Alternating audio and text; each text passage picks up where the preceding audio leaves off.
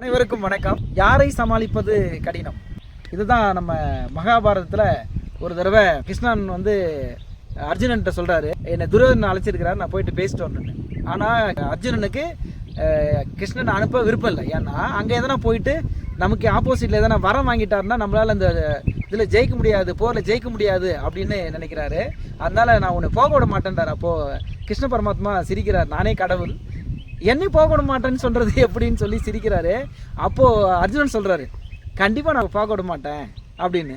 சரி, என்னை போக விடாமல் பண்ணு பார்க்கலாம் அப்படின்னு சொல்கிறாரு.